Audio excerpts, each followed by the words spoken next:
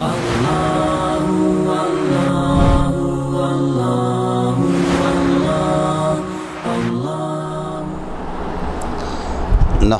ونصلي ونسلم على رسوله الكريم اما بعد فاعوذ بالله من الشيطان الرجيم بسم الله الرحمن الرحيم يا أيها الذين آمنوا كتب عليكم الصيام كما كتب على الذين من قبلكم لعلكم تتقون اللهم صل على محمد وعلى آل محمد كما صليت على إبراهيم وعلى آل إبراهيم إنك حميد مجيد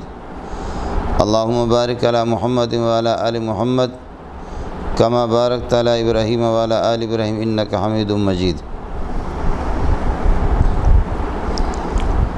روزے کی نیت کے سلسلے میں جتنی دعائیں ہیں وہ ان کا ثبوت احادیث صحیحہ سے نہیں ہے۔ روزے کی جو نیت کی جاتی ہے وہ بھی صوم غد نویت من شہر رمضان، یہ بھی حدیث کی مشہور کتابوں میں اس کا ذکر نہیں ہے، غیر معروف ایک دو کتابوں میں مل جاتا ہے، صحیح سند سے اس کا بھی ثبوت نہیں ہے۔ اور نیت ویسے الفاظ کا نام بھی نہیں ہے، نیت تو فقہا کے ہیں ارادۃ القلب ہے۔ آپ کو کوئی بھی عمل کرنا ہے، نماز ہے، روزہ ہے، زکوٰۃ ہے، حج ہے، خیر حج میں تو زور سے وہ الفاظ پڑھنا ہے، ان کا تلفظ ثابت ہے، نماز، روزے، زکوٰۃ، ان اعمال میں بس صرف آپ کو یہ استحضار رہے اور توجہ رہے، خیال رہے، دہیان رہے کہ میں یہ عمل اللہ کی رضا کے لیے کر رہا ہوں، اتنی سی بات کافی ہے، دل کا ارادہ ہو، استحضار ہو۔ زبان سے یہ کہ الفاظ کہنا جیسے کہ رواج ہے، 4 رکعت فرض، ظہر، رخ میرا قبلے کی طرف، اس امام کے پیچھے، اللہ اکبر، زبان سے اس طرح الفاظ کہنا اس کا ثبوت نہیں ہے عام احادیث میں۔ البتہ بعض معذور قسم کے لوگ ہوتے ہیں، مالی خلیہ اور وسوسہ کی بیماری ان کو ہوتی ہے، توجہ ان کی کسی طرح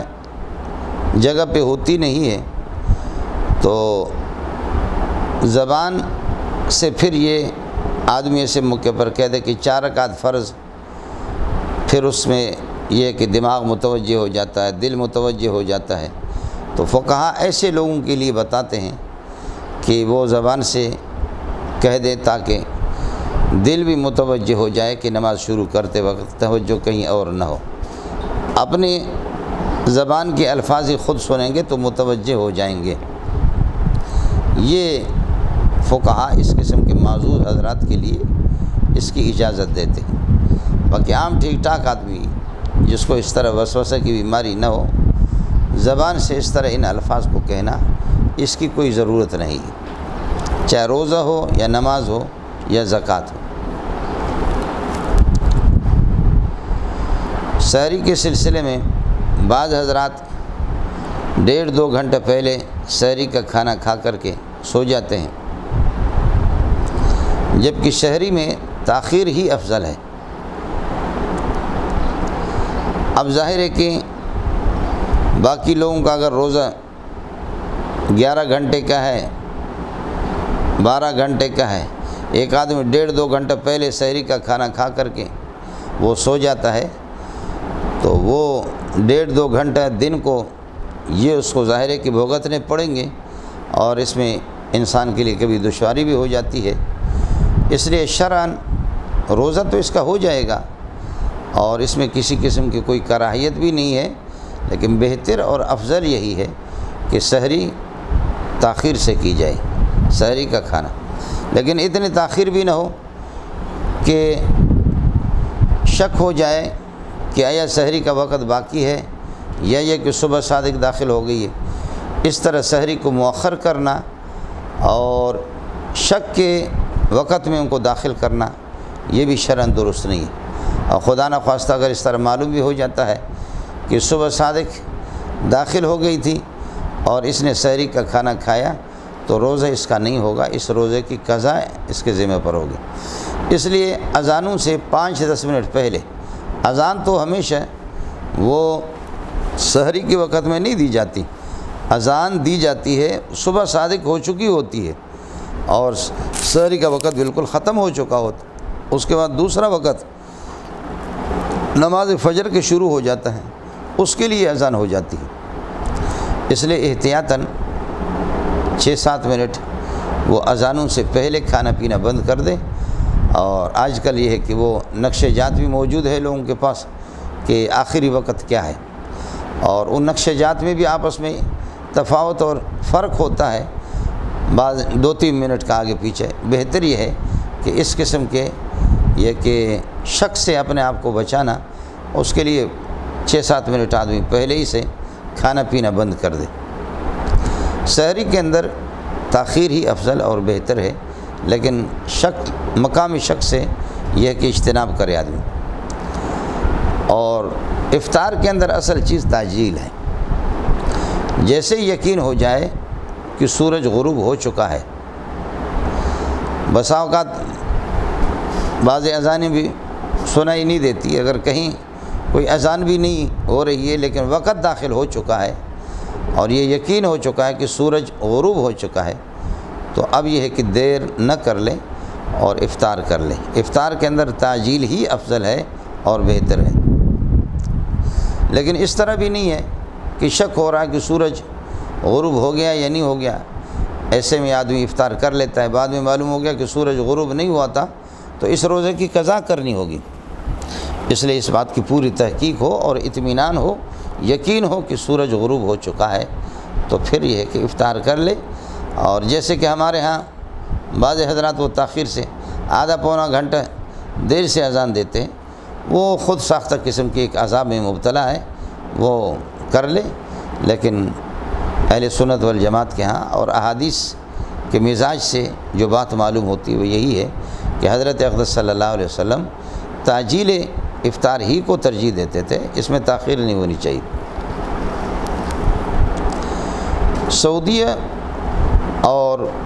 یہ ہے کہ پاکستان، ان کا عام طور پر فرق بھی ہو جاتا ہے، ایک دن وہ پہلے روزہ شروع کرتے ہیں۔ ہمارے بہت سے حضرات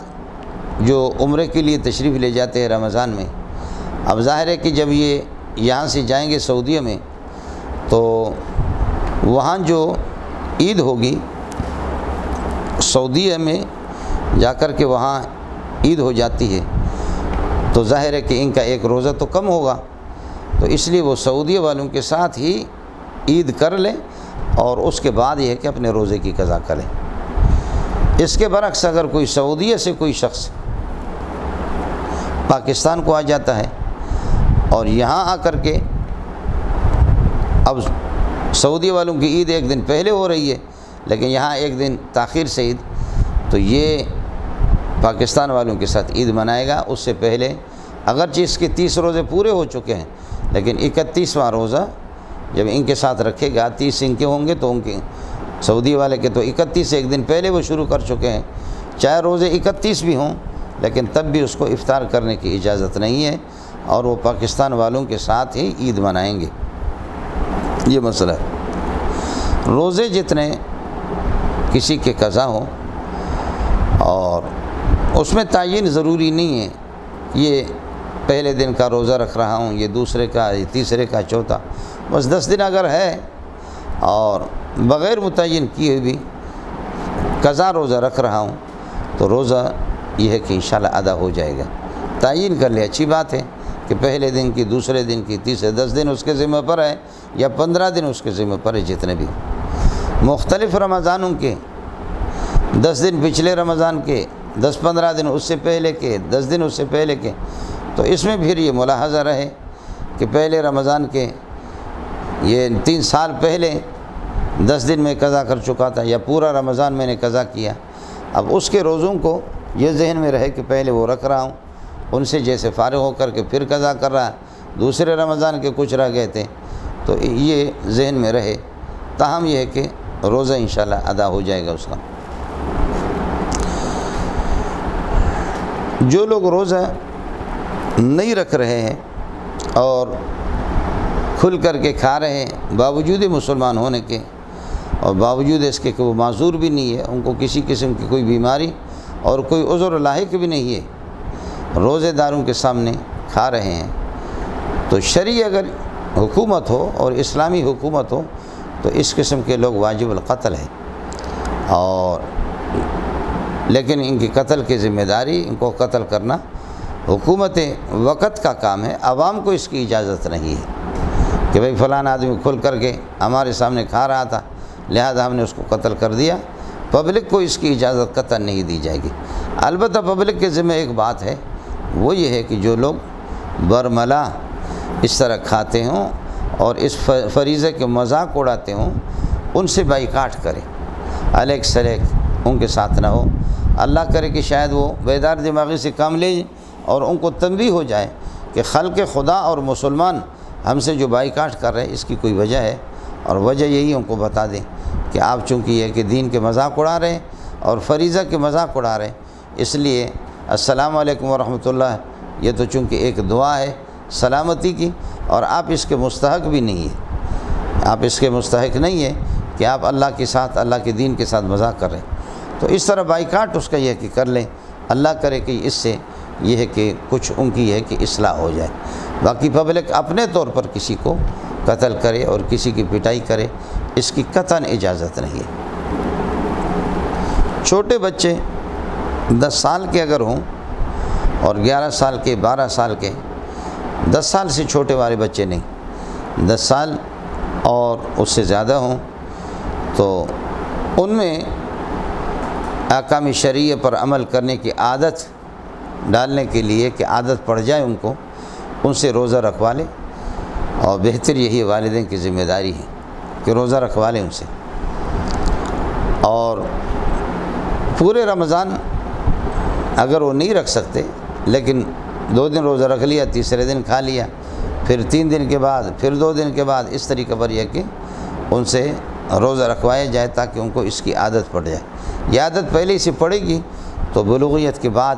اس فریضے کو آسانی سے وہ قبول کریں گے اور آسانی سے روزہ رکھ سکیں گے۔ لیکن پہلے اگر اس قسم کی مشقت انہوں نے دیکھی بھی نہیں ہے اور ناز و نعم کے اندر پلتے رہے ہیں اور اس طرف ان کو توجہ نہیں دلائی گئی تو پھر خطرہ ہوتا ہے کبھی بلوغیت کے بعد بھی اس فریضہ کو وہ اس ترک کر لیتے ہیں، اور ظاہر ہے کہ اللہ کے ہاں مجرم پھر یہ ہے کہ یقیناً بہت بڑے مجرم ہی ہوں گے۔ تو اس لیے ان کو یہ عادت ڈالنے کے لیے ان سے روزہ رکھوایا جائے۔ لیکن اگر وہ متحمل نہ ہو، روزہ رکھا کسی بچے نے 11-12 سال والا اور درمیان میں اس نے اس کو توڑ دیا تو یہ ہے کہ دوبارہ اس سے اس کی قضا کوئی ضروری نہیں ہے۔ لیکن نمازوں کے سلسلے میں کہ 10-11 سال کے بچے وَضْرِبُوهُمْ عَلَيْهَا إِذَا كَانُوا 10 سنین، اگر 10 سال کے ہوں تو نماز جب ترک کرے تو ان کی پٹائی کی جائے اور ان سے یہ ہے کہ نمازیں پڑھوائی جائیں، اور اگر نماز کو فاسد کر دیتا ہے، شروع کرنے کے بعد توڑ دیتا ہے تو دوبارہ اس سے یہ ہے کہ پڑھوایا جائے۔ اور اسی طریقے پر یہ بچے جو بلوغیت کے جب قریب پہنچے تو ان کو آپس میں یہ کہ اس قسم کے بچے اور بچیوں کو بہن بھائی آپس میں ہوں، لیکن یہ ہے کہ ان کو ایک ساتھ سلایا بھی نہ جائے اور ان کو یہ ہے کہ الگ الگ کر دیا جائے۔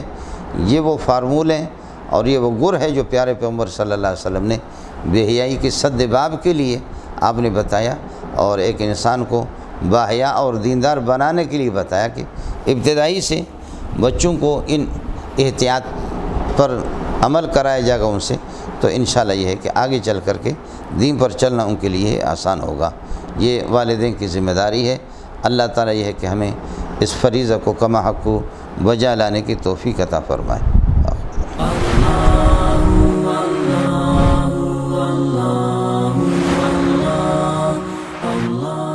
میرے ناک کی ہڈی کا مسئلہ ہے جس کی وجہ سے مجھے سانس لینے میں بہت دقت ہوتی ہے، میری سانس بند ہو جاتی ہے جس کی وجہ سے مجھے ہر 3 سے 4 گھنٹے بعد ناک میں اسپرے کرنی پڑتی ہے۔ مجھے یہ مسئلہ بتائیں کہ کیا اس وجہ سے میرا روزہ فاسد تو نہیں ہوتا؟ اسپرے کے بغیر میرا کوئی حل نہیں۔ بعض اس قسم کے وہ نلکیاں ہوتی ہیں کہ صرف ان میں ہوا ہے تو اس سے تو روزہ فاسد نہیں ہوگا، لیکن اسپرے اس میں اگر دوا کے اجزاء ہے تو ناک میں اسپرے کرنے سے اور اس سے یہ ہے کہ روزہ فاسد ہو جائے گا۔ اور عام طور یہ جو نلکیسی دیتے ہیں جس سے آدمی سانس لیتا ہے اس کے اندر دوائی ہوتی ہے، تو دوائی کے اجزاء ہوں گے، روزہ فاسد ہو جائے گا اور اس روزے کی قضا آپ کو کرنی ہوگی۔ اس سے پہلے اگر آپ کے روزے اس طرح فاسد ہو چکے ہیں تو ان کی قضا آپ کے ذمہ پر یہ ہے کہ لازم ہے۔ میں ہر نماز کے ساتھ ایک نماز گزشتہ عمر کی قضا نماز ادا کرتا ہوں۔ گزشتہ دنوں میں آپ نے ایک مسئلہ بیان کیا کہ فجر کی اذان کے بعد نفل نہیں پڑھنی چاہیے، تو کیا سنتوں اور فرض نماز سے پہلے قضا نماز ادا کر سکتے ہیں؟ اور اسی طرح عصر کی سنتوں اور فرض سے پہلے قضا نماز ادا کرنی چاہیے یا بعد میں ادا کر سکتے ہیں؟ قضا نمازیں آپ صرف یہ کہ 2 وقتوں میں نہ پڑھیں، 2 وقتوں میں قضا نماز یہ ہے کہ نہ پڑھیں۔ ایک یہ کہ عین زوال کے وقت سورج جس وقت یہ ہے کہ وہ نصف النہار پہ ہو، آسمان کے سینٹر پہ ہو، اور دوسرا یہ ہے کہ بالکل سورج غروب ہو رہا ہے، تو ہاں اس دن کی عصر کی نماز تو آپ پڑھ سکتے ہیں۔ باقی ہے کہ کوئی پرانے کوئی اور قضا نماز ہے آپ کے ذمہ پر، وہ عصر کے ٹائم پہ سورج غروب ہوتے وقت آپ پڑھ رہے ہیں، اس کی اجازت نہیں ہے۔ ان 2 وقتوں کے علاوہ کسی بھی وقت میں، فجر سے پہلے، فجر کے بعد، عصر سے پہلے، عصر کے بعد، ظہر سے پہلے، ظہر کے بعد، ان 2 وقتوں کے علاوہ آپ پڑھ سکتے ہیں۔ لیکن تاہم یہی ہے کہ فجر کے سنتوں اور فرض کے درمیان میں آپ نہ پڑھیں۔ فرض سے فارغ ہونے کے بعد، فجر کے فرض سے فارغ ہو کر طلوع آفتاب سے پہلے اس درمیان میں بھی قضا نماز پڑھ سکتے ہیں، اس کی اجازت ہے۔ میرے پاس مسجد کے کچھ پیسے تھے، میں نے سوچا کہ جب مسجد کو ضرورت ہوگی تو یہ پیسے واپس کر دوں گا، تو میں نے وہ پیسے کاروبار میں لگا دیے۔ پوچھنا یہ ہے کہ اب مسجد کو میں جو پیسہ واپس کروں گا تو صرف راس المال واپس کروں گا یا منافع سمیت واپس کروں گا؟ نیز اس کی زکوٰۃ دینی پڑے گی یا نہیں؟ مسجد کا پیسہ آپ کو کاروبار میں لگانا ہی ناجائز ہے۔ آپ کے پاس وہ امانت ہے، مسجد کے پیسے کو آپ اپنے کاروبار میں قطعاً نہیں لگا سکتے۔ یہ لگایا آپ سے غلطی ہوگی، راس المال واپس لوٹا دو، اس پر جو منافع ہو گیا اس کو احتیاطاً یہ ہے کہ صدقہ کر کے فقیروں کو یہ کہ دے دو۔ آئندہ کے لیے احتیاط کرو، مسجد کے پیسے کو اپنے کام میں لانے کی اجازت آپ کو نہیں ہے۔ توصیف حیدر صاحب۔ انیس الرحمن راجن پور سے، روزہ دار اگر بے ہوش ہو جائے تو کیا اس کے منہ میں پانی ڈالنا چاہیے؟ اگر روزے کی وجہ سے نکاحت کمزوری آ گئی، بے ہوشی طاری ہو گئی تو پانی ڈالے منہ میں، لیکن منہ میں پانی جب چلا گیا اور حلق سے چلا گیا، روزہ اس کا فاسد ہوگا اور روزہ ٹوٹ جائے گا۔ اس روزے کی قضا اس کے ذمہ پر ہوگی، باقی یہ ہے کہ کفارہ نہیں ہے۔ مہران قاسم صاحب ضلع دیر سے، اگر نماز کے دوران ثنا، سورۃ الفاتحہ یا قرات میں کوئی غلطی ہو جائے تو اس جگہ کو پھر سے پڑھنے سے یا دوبارہ پڑھنے سے سجدہ سہو واجب ہو جاتا ہے یا نہیں؟ نہیں، ایسے نہیں ہوگا، یہ کہ اس کو تصحیح کرنے سے، دوبارہ پڑھنے سے سجدہ سہو نہیں ہے۔ سوال، موبائل میں دیکھ کر کے قرآن پاک کی تلاوت کرنا ٹھیک ہے یا نہیں ہے؟ یہ ادب کے خلاف ہے اور عمل متوارث کے خلاف ہے، ادب کے خلاف ہے۔ باقی یہ ہے کہ موبائل پر بھی پڑھتا ہے اور ایک ایک لفظ پر 10 نیکیوں کے اس کو ثواب تو مل جائیں گے، اور باقی مسئلہ یہ ہے کہ یہ متوارث اور تواتر جو ایک عمل ہے اس کے خلاف ہے، اور ادب خاص طور پر وہ بھی چارپائی پر لیٹ کر کے تلاوت کرنا، یہ بہرحال ادب کے خلاف ہے۔ باقی یہ ہے کہ پڑھ سکتا ہے۔ البتہ موبائل میں نماز کے دوران، جیسے کہ بعض حضرات ہمارے ایک فرقہ ہے وہ اس کی اجازت بھی دے رہے ہیں، اور حافظ حضرات اللہ نے محروم کر دیا، قرآن کو دہرا نہیں سکتے، قرآن بھول جاتے ہیں، تو اب یہ ہے کہ وہ موبائل میں جیسے سورہ فاتحہ پڑھ لیا اور جب تک سورہ فاتحہ چل رہا ہے اس کے بعد وہ موبائل کو اپنے جیب سے نکالتا ہے، محراب کے اندر اپنے سامنے ہی رکھا، پیچھے مقتدی سمجھ رہے ہیں کہ حافظ صاحب کو اور قاری صاحب، امام صاحب کو قرآن پاک خوب یاد ہے، جبکہ وہ بدبخت دیکھ کر کے، موبائل سے دیکھ کر کے نماز پڑھاتا ہے۔ اس بارے میں کوئی بھی روایت نہیں ہے، 1-2 موقوف روایت ہے، عمل متوارث کے خلاف ہے، اور احادیث صحیح ہے، مرفوعہ کے بالکل خلاف ہے، اس وجہ سے اس سے نماز فاسد ہوگی۔